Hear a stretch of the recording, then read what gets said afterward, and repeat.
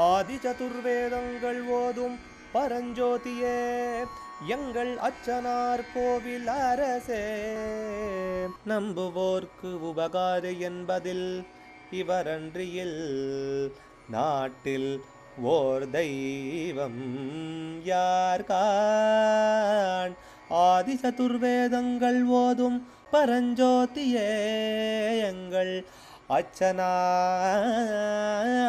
கோவில் அரசே. சுவாமியே சரணமையப்பா. அச்சங்கோயில் அரசே சரணமையப்பா. பகவானுடைய 278வது நாம திருப்பெயர் கிருபாதவே நமஹா. கிருபை நிறைந்தவனுக்கு நமஸ்காரம். பகவான் இந்த பிரளய காலத்தில் எல்லா உயிர்களையும் தங்கிட்டக்க லயம் செய்து, அதாவது தங்கிட்டக்க வச்சுண்டு அதெல்லாம் இளைப்பாறும்படி செய்கிறார். அதெல்லாம் சுகமாக இருக்கட்டும் அப்படின்னு.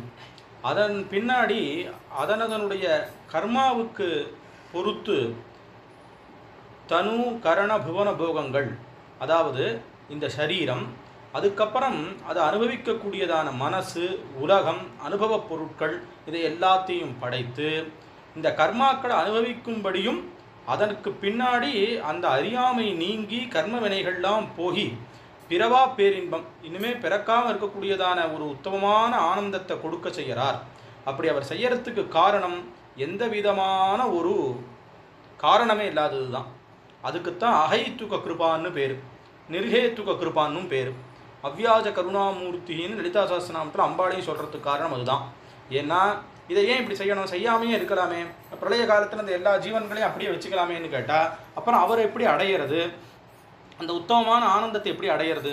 பொதுவாக சிலர் தன்னுடையதான ஒரு பேனாவே இருக்கட்டும், இல்லை ஏதான ஒன்று இருக்கட்டும், மற்ற யாருக்கிட்டையும் கொடுக்குற வழக்கம் இல்லை. அதே தன்னுடைய பேரன்னு சொல்லி சொன்னால் தானாக கொடுக்குற வழக்கம் உண்டு. அந்த மாதிரி தன்னுடைய குழந்தைகளாக இருக்கக்கூடிய நமக்கு பகவான் தன்னையே கொடுக்கறது தான் உத்தமமான ஆனந்தமாக இருக்கக்கூடியது. அப்போ அதை கொடுக்கணும்னா இதெல்லாம் அனுபவிச்சு தான் வந்தாகணும். அப்படி அதை அனுபவிக்கும் போதும் சிரமம் இல்லாமன்னு சொல்லி சொன்னால் நமக்கு என்னமோ ரொம்ப சிரமமாக இருக்கிற மாதிரி தான் தெரியும். ஆனால் வாஸ்தவமாக மற்ற இடத்துக்கு இருக்கிற சிரமத்துக்கும் இதுக்கும் பகவானை நம்பி அடியார்களாக இருக்கிறவர்களுக்கு பகவான் பண்ணுற உபகாரம், அந்த கர்மாவை அனுபவிக்கவும் வச்சு அதை ரொம்ப சிரமப்படுத்தாமையும் தங்கிட்ட சீக்கிரம் சேர்த்துக்கிறதுக்கான உபாயத்தையும் பண்ணுறார், தன்னை கொடுக்குறார். அப்படிங்கிற காரணத்தினால தான் இதற்கு கிருபைன்னு பேர். அவர் இதை பண்ணணுங்கிற எந்த அவசியமும் கிடையாது. ஆனால் நம்ம மேலே குழந்தைகளை போல் நம்மக்கிட்ட பிரியம் இருக்கிறதுனால, காரணமில்லாத பிரியம் இருக்கிறனால அதை செய்கிறார். அப்படி காரணமில்லாத பிரியத்தோடு இருக்கக்கூடிய கிருபை நிறைந்தவருக்கு நமஸ்காரம் இந்த நாமாவானு தெரிவிக்கிறது. அச்சங்கோவில் அரசே சரணமையப்பா.